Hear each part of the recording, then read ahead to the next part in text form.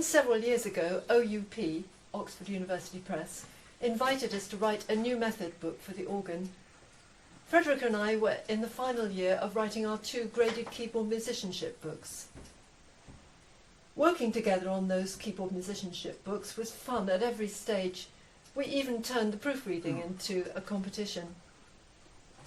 So we accepted the new commission with excitement, confident that we could do it, although awed by the honour in being chosen to write the first new organ method book for OUP since C.H. Trevor's in 1971. We began by choosing the pieces for our method. Then Frederick composed the studies, and I began drafting the text.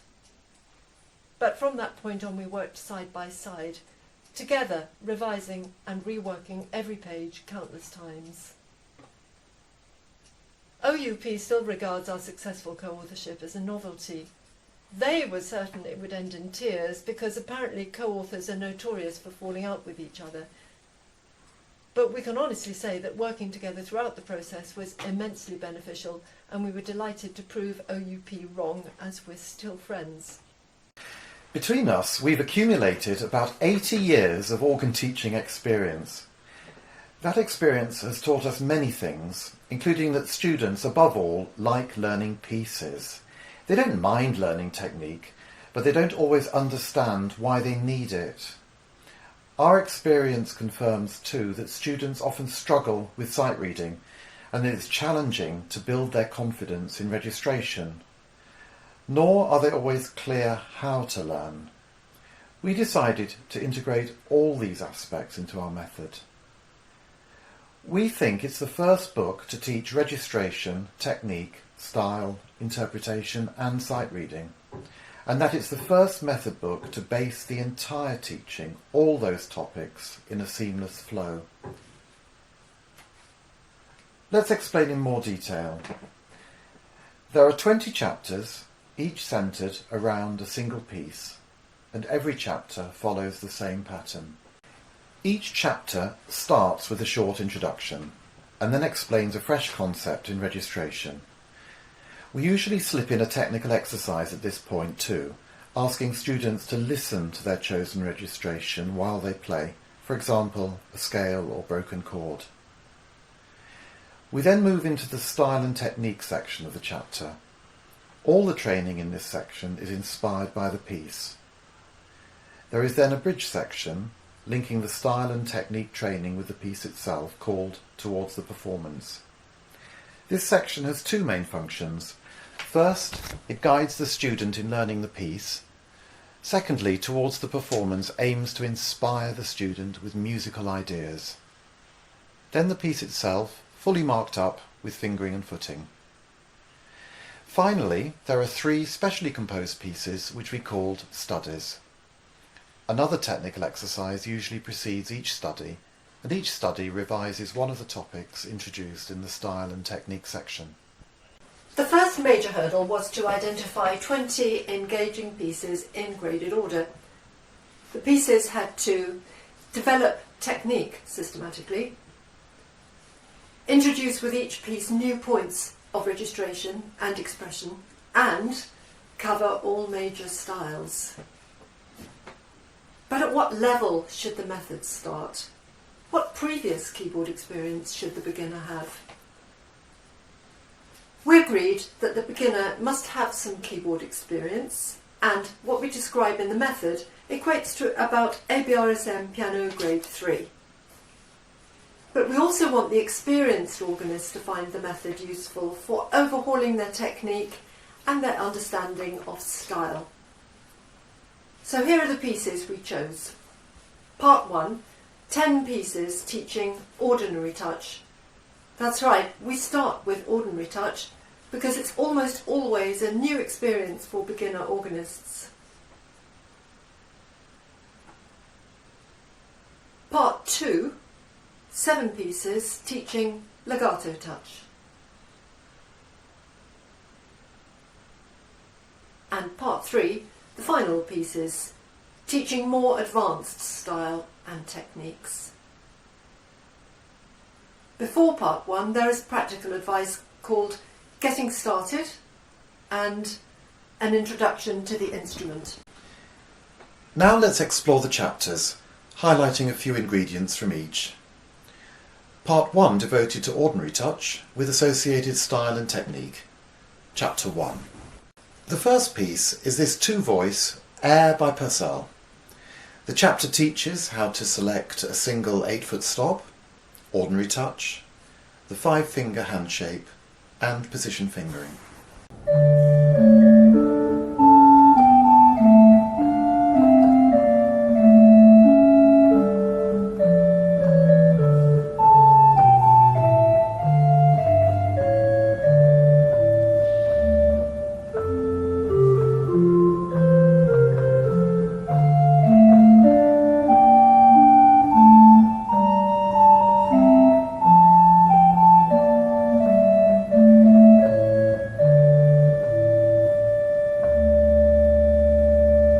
One of the 3 studies that follows the piece revises the important skill of coordinating the hands, especially releasing together.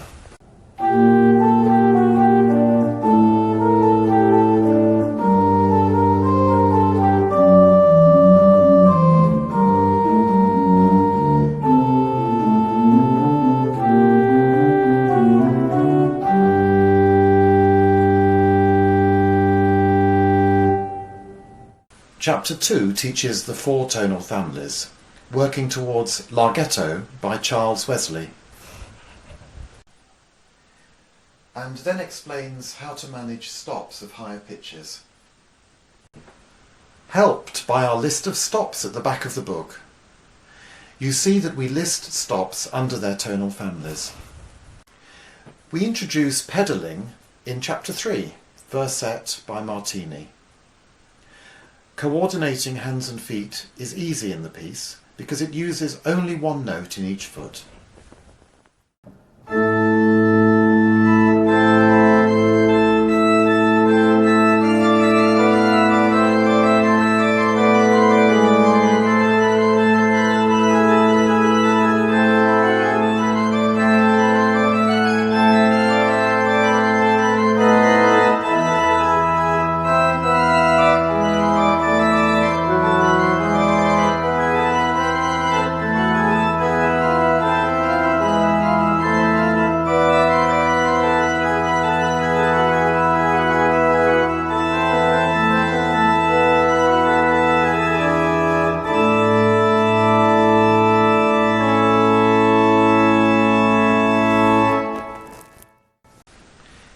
In the chapter, we show how to operate the foot from the ankle joint. Then we introduce the student to note finding based on what we call the home position, middle C and E on the pedal board. After the piece, one of the studies reminds students about finding home position on the pedals. By the way, you see that above the study on this page, we suggest how to prepare these studies when using them for sight reading. Stops, key, feet, hands, and time.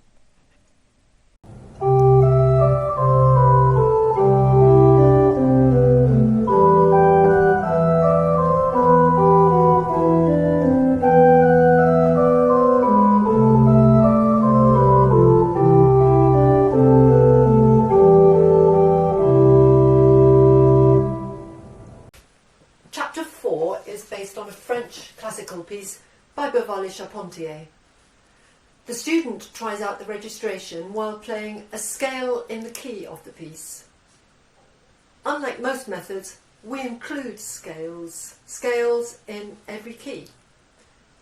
We realise that, as well as their benefit for building technique and key awareness, our scales could have additional purposes: to try out registration, to introduce the key of a piece or study, and perhaps even to reinforce a freshly learned technique.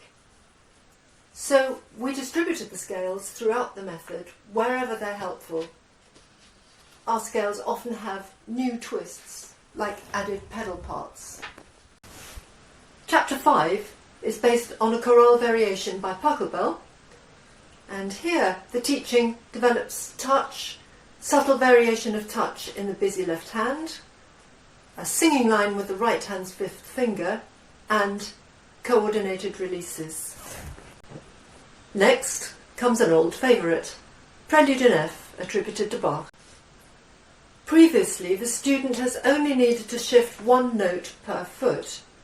Now, they learn to measure intervals between their feet, using their heels as a hinge to measure seconds and thirds between the toes, what we call the heel V shape, using their knees as a hinge to measure fourths and fifths, the knee V shape. We always insist on knees together, as we believe it's the quickest way simultaneously to establish confident note finding and a streamlined technique. Chapter 7 prepares students to play 2 concerto movements by Albinoni, which we arranged for solo organ. Towards the performance in that chapter, as always, recommends specific practice strategies. We've underlined them for this presentation, and you see that they are numbered. Practice strategy 8, use your pencil. Strategy 1, slow staves segments. Strategy 6, speak instructions. And strategy 11, metronome practice. These practice strategy numbers refer to a 7-page section at the front of the method, which lists and explains 20 practice strategies. Chapter 8's piece is a Preludium in F by Krebs.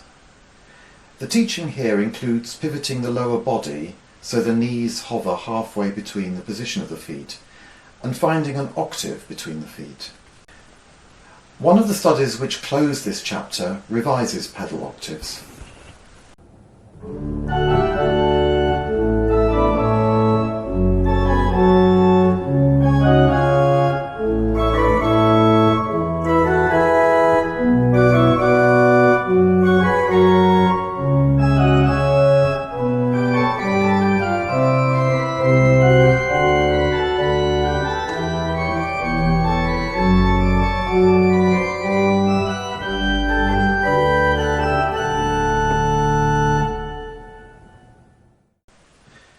When teaching, we find the studies useful as revision of the previous lesson's topics, like traditional studies. The student can also use these studies to practice performing, either at sight or after a slightly longer period of preparation.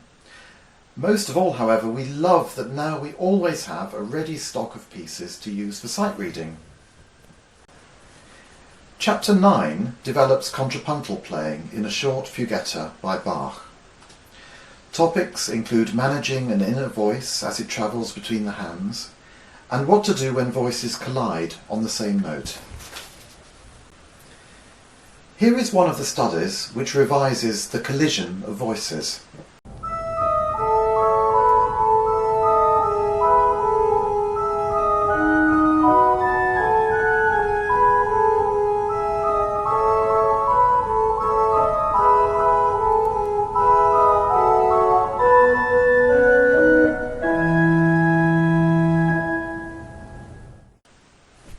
Chapter 10 is a new piece, Rising Passacaglia, by Frederick, which prioritises the pedals.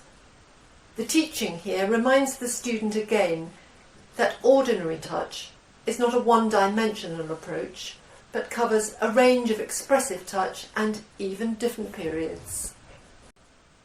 Part 2 introduces legato touch.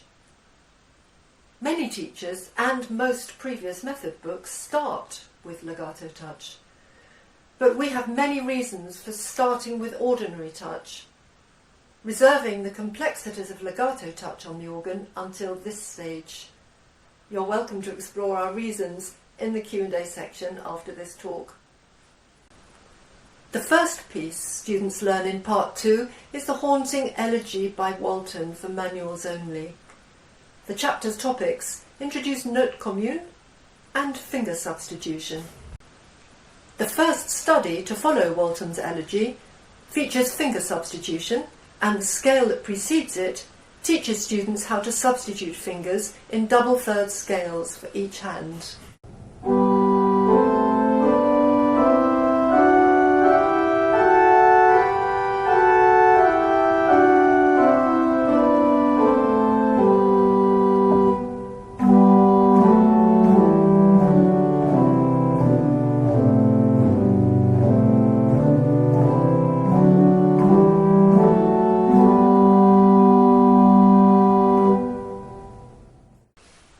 The next chapter introduces legato pedalling, including the use of toes and heels on adjacent notes. As always, these exercises are drawn from the piece, in this case, Quasi Allegro by Franck from L'Organiste. Now the scales are more ambitious. Here we have a G minor scale with hands a sixth apart and an independent line in the feet.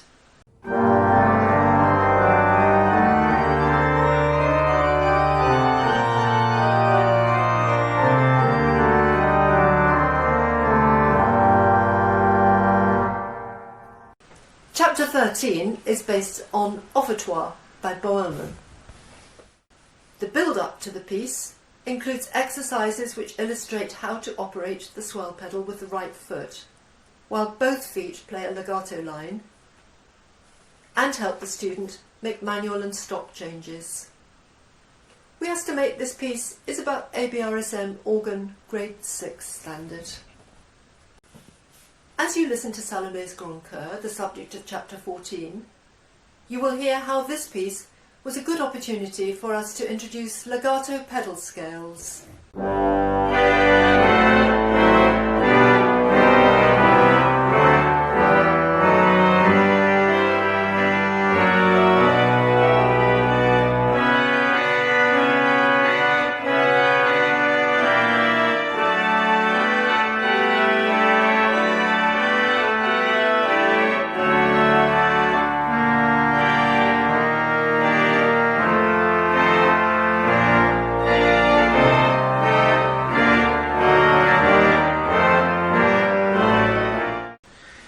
In the next chapter, we introduce pedal navigation points, sometimes called gaps.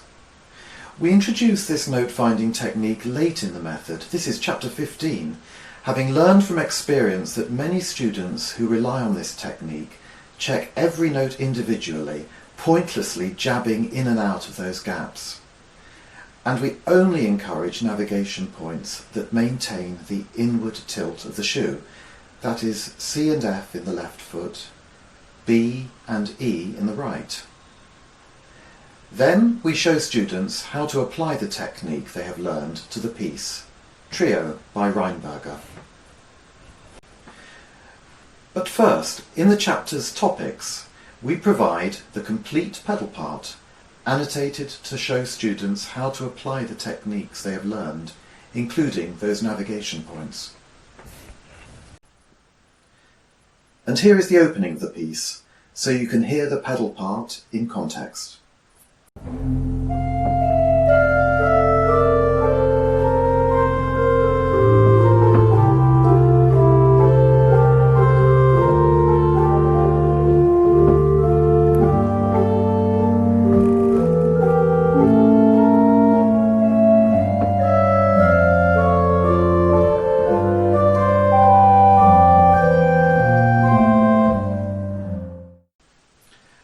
One of the pedalling topics in this chapter is substituting one foot for another on a sustained note, and there is also a study which revises this new skill.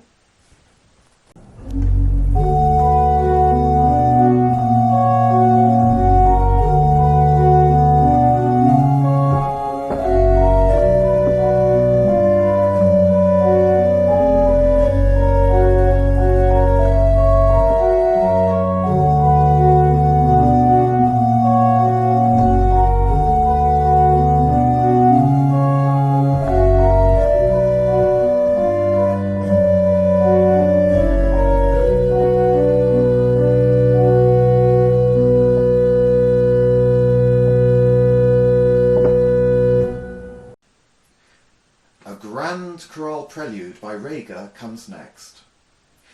Rager specifies tiered dynamic levels, so the chapter begins by explaining how to choose these levels and how to scroll between them. The chapter also highlights new challenges in controlling legato touch. Now students develop resourcefulness in organ management using presets, pistons, if they have them. Just as we remind students in Part 1 that ordinary touch is far from being a one-dimensional approach, in the next chapter, Chapter 17, Solomon's Aria, we remind students that legato also adapts to fit differing circumstances, encouraging them to listen closely to the link between notes. This piece requires the right foot to move between swell pedal and the pedal board without breaking legato.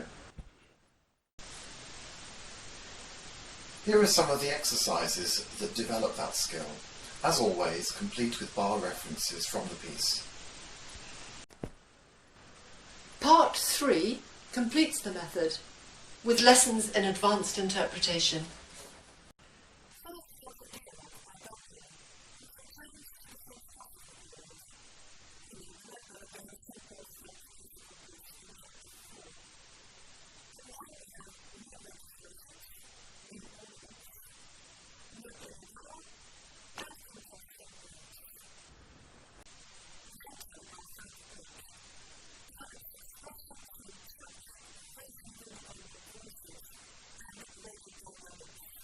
The big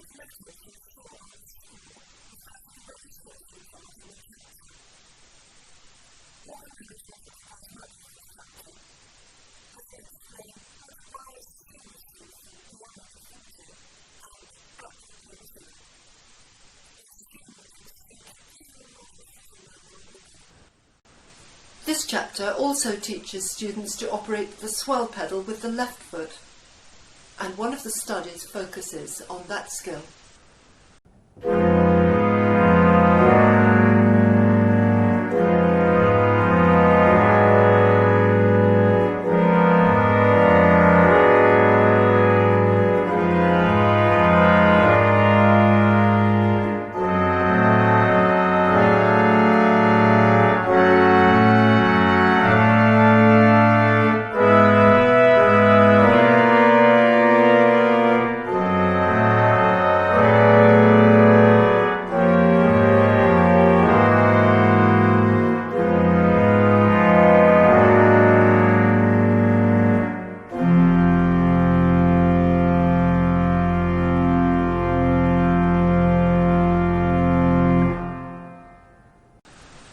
The final piece is the first part of Buxtehude's Preludium in C.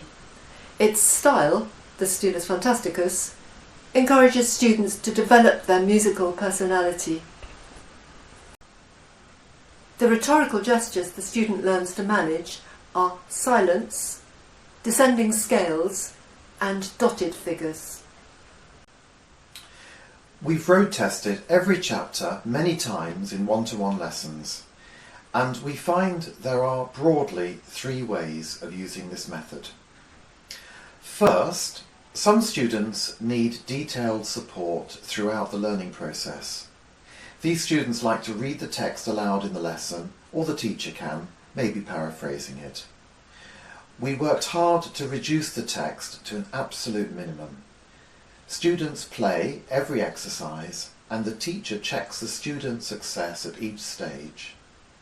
Towards the performance, guides the student in learning the piece, and here too, teacher and student may need to work together. Secondly, some students are confident and like working independently. These students enjoy working through the chapter alone and presenting the piece at their next lesson. This saves significant time in the lesson. One of my beginner students has worked through the whole book like this up to chapter 19 in just 7 months. Thirdly, some students haven't got a teacher and may have to survive for long periods without one. We wanted this method to be thoroughly comprehensive so that such students can progress independently. There are more resources optional extras linked to the method available online. There are listening suggestions to accompany each chapter. There are also 2 extra pieces that we suggest you can insert between each chapter. Together with the 20 pieces in the method, this makes a suite of 60 pieces in graded order. We hope that all students, whether or not they have a teacher, will find this method flexible and approachable.